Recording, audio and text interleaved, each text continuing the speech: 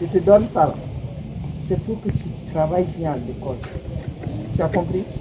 Tu dois bien travailler à l'école. Ok? Ramène-nous de bonnes notes. Parmi les 5 premières. Les 5 premiers, tu as compris? Alors, ils sont au total 20 élèves victimes de merci. traite à recevoir ces kits composés des sacs, des cahiers, des lampes et des vélos en présence de leurs parents. Ces gestes de l'association Salaki et son partenaire Plan Burkina viennent soulager les parents de ces enfants qui sont heureux de revoir leurs enfants retourner à l'école. Nous avons voulu encore insister là-dessus pour que les parents soient calmes et regardants vis-à-vis de la scolarisation, vis-à-vis de la fréquentation scolaire de leurs enfants.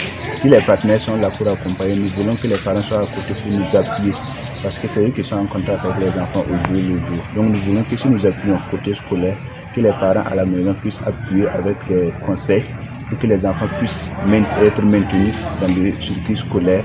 Et si les parents peuvent appuyer un peu pour élever un peu le niveau des élèves, ce serait vraiment une très bonne nouvelle. Et ça peut encourager beaucoup plus les partenaires à continuer là-dessus. Voilà, on va les accompagner pour les suivre après, pour qu'ils puissent bien travailler. Ce qu'ils ont besoin à notre niveau, on va les remettre ici. Voilà. Selon nous, on va pouvoir soutenir les enfants. Ils vont bien étudier les leçons. Et puis les soutenir aussi et bien travailler à l'école. Au-delà de la remise des fournitures et du paiement de la scolarité, d'autres activités sont développées dans les familles de ces enfants par le projet pour pérenniser leur retour à l'école. D'autres enfants, victimes de traite, bénéficient également de l'accompagnement des plans Burkina Faso de façon directe à travers l'association Salaki. Les enfants ne sont pas pris en charge de la même manière. Quand vous voyez les enfants, certains peuvent avoir des besoins en vélo, comme d'autres peuvent ne pas avoir des besoins en vélo. Donc on essaie de travailler avec l'enfant, évaluer sa situation.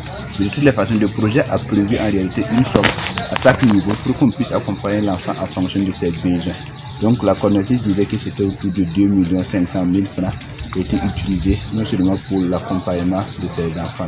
Et ce qui va permettre à ces enfants de prendre conscience de leur retour à l'école et de bien travailler en classe. En rappel, le projet SACS est financé par Plan Burkina et mis en œuvre par l'association Salaki dans la boucle du Mouhoun.